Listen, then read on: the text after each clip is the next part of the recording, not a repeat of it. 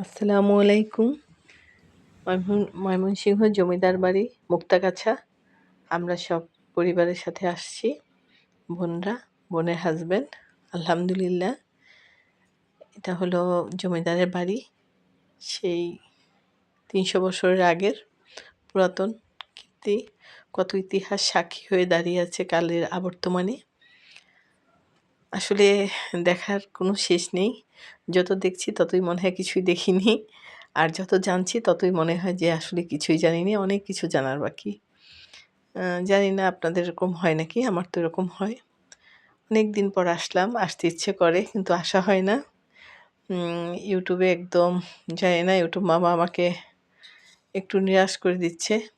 আর সাথে তোমাদেরকেও বলবো, যারা আমার আপনজনরা, আমার কাছের মানুষ, বন্ধু, সবাইকে বলবো অবশ্যই একটু ভালোবেসে লাইক দিয়ে আমাকে একটু সাপোর্ট করবে। আমার চ্যানেলটাকে একটু এগিয়ে নিয়ে যাবে। তোমাদের জন্যই এই যে ধারণ করে নিয়ে আসছি। আলহামদুলিল্লাহ। শুধু আমি দেখব কেন, তোমরাও দেখো এবং তোমরা সময় করে আপনজনদের সাথে অবশ্যই ঘুরে আসতে পারো। আর এত সুন্দর, এত কিছু আমি না জানলে আসলে বুঝতামও না। এখানে বিভিন্ন রকমের এত কারুকাজ, এত সুন্দর, এত নিখুঁত হাতের কাজ, অসাধারণ। এখন তো কত মেশিন, কত কিছু প্রযুক্তি আসছে। আলহামদুলিল্লাহ। আমি আবারও একটু বলব, যদি প্রত্নতত্ত্ব ভবনের কোনো উম মানুষের কাছে আমার এই ভিডিওটা পৌঁছায়, তো অবশ্যই আমি এটুকু আশা করব প্রজন্মের পর প্রজন্ম জানি দেখতে পারে যে এই ইতিহাস, কৃষ্টি, কালচার, সংস্কৃতি আ একটু হলেও আ এটার মূলটা রেখে যেটুক আ পরিচর্যা করা যায় সেটুকুই। আর এটা হলো বিশাল, বিশাল ২ টা মন্দির ছিল তাদের। আর এই রাজার আ ভূমিকম্পের জন্য ৩০০ বছর আগে ৪৭ সালের দিকে যে ভূমিকম্প হয়, ময়মনসিংহের প্রচণ্ড ক্ষতি হয়। সেই ভয়ে, আতঙ্কে এবং নিরাপত্তার জন্য সে কিন্তু আলাদা একটা টিনের ঘর করে। তাও সেই স্পেন থেকে, লন্ডন থেকে সেই ভীম, তারপরে এক ধরনের আমরা বলি এখন বোট, সেই বোট যেটায় গরম কম লাগবে এবং নিরাপত্তার জন্য। আসলে আর আমরা এখন আমাদের ঝাঁকাইয়া যায়, তারপরও আমাদের টনক নড়ে না আসলে। জানি না, আমি তো অনেক ভয় পেয়েছি। ভাগ্যে কি আছে? তারপরেও একটু সাবধানতা সবারই অবলম্বন করা উচিত।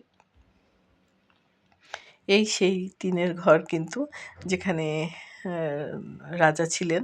এত বিল্ডিং এর পরও ভূমিকম্পর ইয়াতে সেফটির জন্য।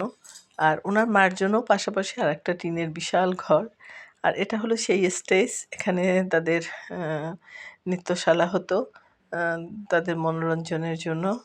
আর এ সাইডেই পিছনের বিল্ডিংটাই তারা বহিরাগত যারা আসতো তারা এখানেই থাকতো। অন্দরমহলে ঢুকতে পারত না। কত সিস্টেমেটিক, কত জানার আসলে গভীরতা, আ অবাক লাগে। আর এখানে যেমন লকার সিস্টেম ব্যাংকে, সেরকম লকার সিস্টেমে কত স্বর্ণ অলংকার, হীরা, জহরত, মণিমুক্তা সব রেখে, আমি এটা পড়েছি এবং শুনেছি অনেক আগে যে শুধু বই নিয়ে গেছেন। ৪৭ সালে দেশ ভাগের সময় ব্রিটিশ আমলে তারা যখন পালায় যেতে বাধ্য হয়, তখন শুধু বই নিয়ে গেছে। অ অসাধারণ আসলে। এই সেই টিনের ঘর যেটার কথা আমি এতক্ষণ বলেছি যে এখানে অনেক বিল্ডিং, অনেক অট্টালিকা, প্রাসাদ, কিন্তু সেখান রেখে এখানে সে থাকতো। আর এইটাই থাকতো তার মা পাশাপাশি। এখানেও একটা শিক্ষণীয় আছে যে বউ আর মা একসাথে কিন্তু ছিল না।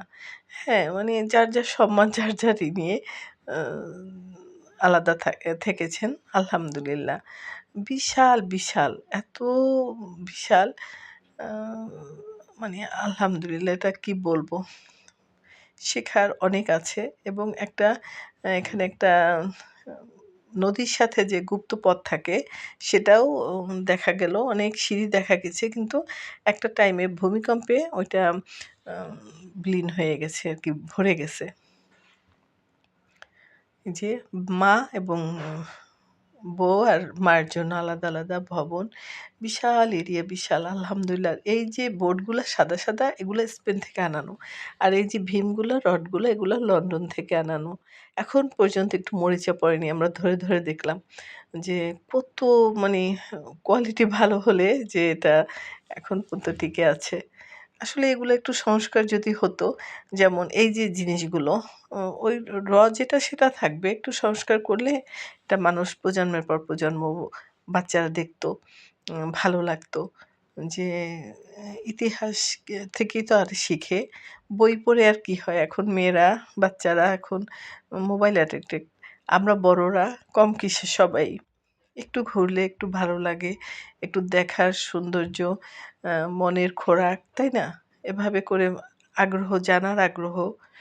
দোয়া করবে সবাই